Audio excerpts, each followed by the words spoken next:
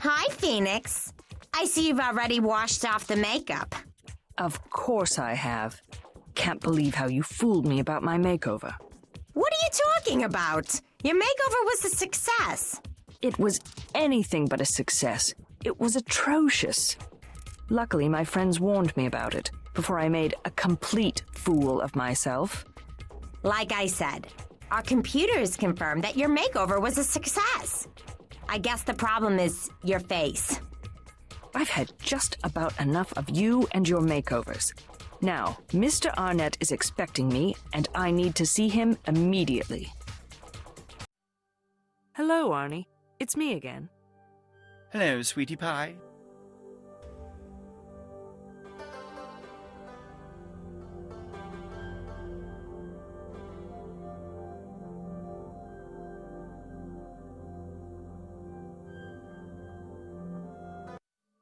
Do you know if Mr. Bogdanov had any NGO duties?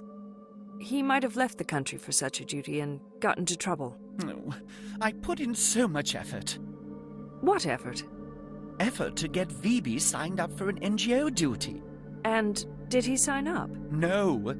He had no interest whatsoever. I explained it to him, but he didn't care. What did you explain? I explained that it was very important for public relations purposes, and every affluent man was involved in at least one NGO duty. And, of course, you also mentioned to him that it was part of his debt to society, right? Oh, goodness gracious. Where do you get these philosophical lines? Those are for college kids. You cannot expect a man at Phoebe's stage in life to fall for such ridiculous ideas. You mean you don't believe that you're indebted to our system? Look, dearie, to get a man to change takes a lot of convincing. If you feed him the same bullshit that he's been exposed to all his life, you're not going to get anywhere. Besides, you're not saying anything that he hasn't heard before. You need to use words that will touch his subconscious. Meaning, words that they think of, but never speak of. Are you saying that some people don't feel they have a debt to the Union? Exactly. And why is that? What makes them so different or special?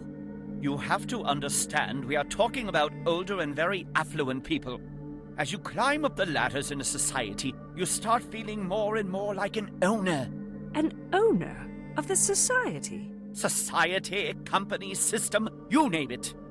I am not saying this is how these affluent people think. This is how they feel. To an owner of the society, a debt to the society has no meaning. And I talk to these people along these lines in order to reach them. What you're saying is still puzzling me. But from what I understand, you're questioning some of the basic foundations of our system. And you could be prosecuted for violating our Constitution. Can you elaborate which article of the Constitution I might be violating? I don't know. I can't pinpoint it, but I'm sure somebody would find it offensive and sue you. And they do sue us, dear. But they can never prove any violation of the Constitution. Plus, the founders of our system believe in the importance of our services. That is why we have a special deal with the GPSN. Are you saying you are immune to such offenses? Let's just say we do not break the law, and we are needed for system's well-being. That's all.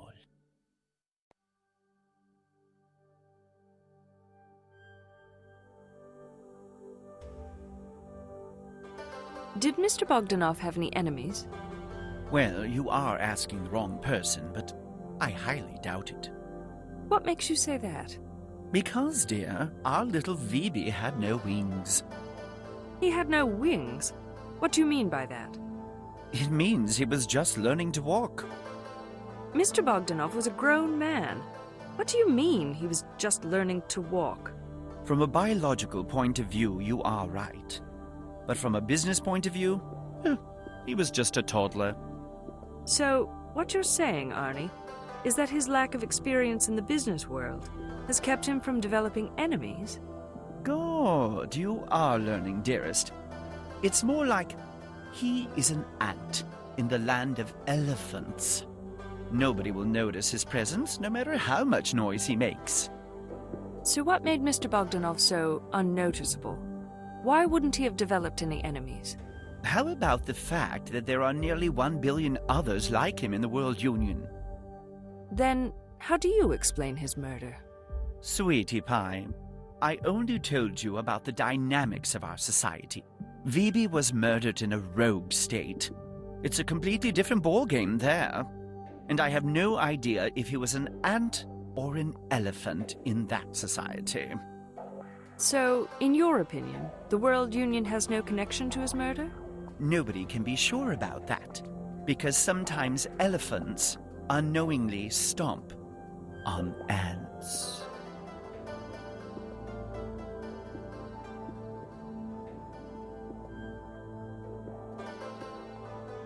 Did Mr. Bogdanov have many friends? No, he did not.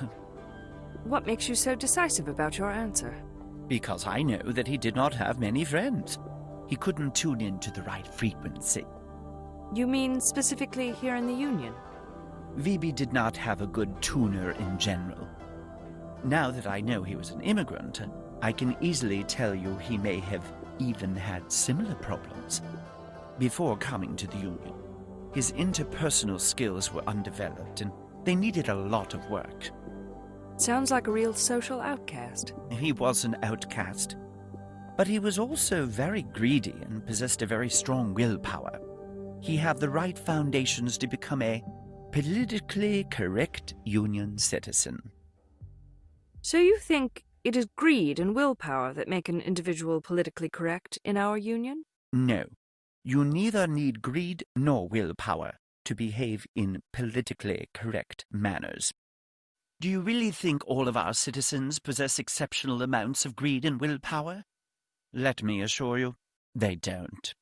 Greed and willpower are the basic ingredients to be successful in any society. If you possess those, you have the potential to become anyone you want, provided that you are ready to make sacrifices.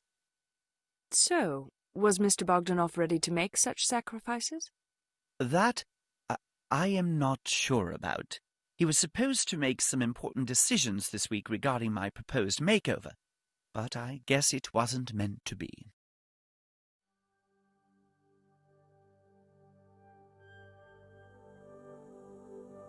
Did Mr. Bogdanov ever mention his relationships with others? Oh yes, he was one to brag about his relationships with others, especially his relationships with females. Why do you use the term brag? Do you think he was exaggerating? Oh yes, I know when a man is telling a tall tale. And what did he tend to exaggerate about? His shoe size, of course. Oh, what do you think, sweetie? And what do you mean by that? Oh, come on, girl. Don't play Ms. Congeniality with me. I have no idea what you're talking about. Tell me, in plain English, why you think he exaggerated about his relationships. Okay then, Ms. Plain Jane. Tell me, why does anyone exaggerate? To cover up their shortcomings and to make a better impression on others, right? You're right, Arnie. But what were his shortcomings? Well, where do we start? He was very short of being Mr. Class, Mr. Personality, Mr. Gorgeous, Mr. Politically Correct, and Mr. Sex Appeal. Need I say more? No, Arnie. I got your point. I think I have all I need from you regarding my investigation, Arnie. All right, sweetie pie. Thank you for your time, and goodbye. Arnie is so full of himself. He sounds like he's figured it all out. Me, Bogdanov, everybody. I don't think he's any use to my investigation anymore.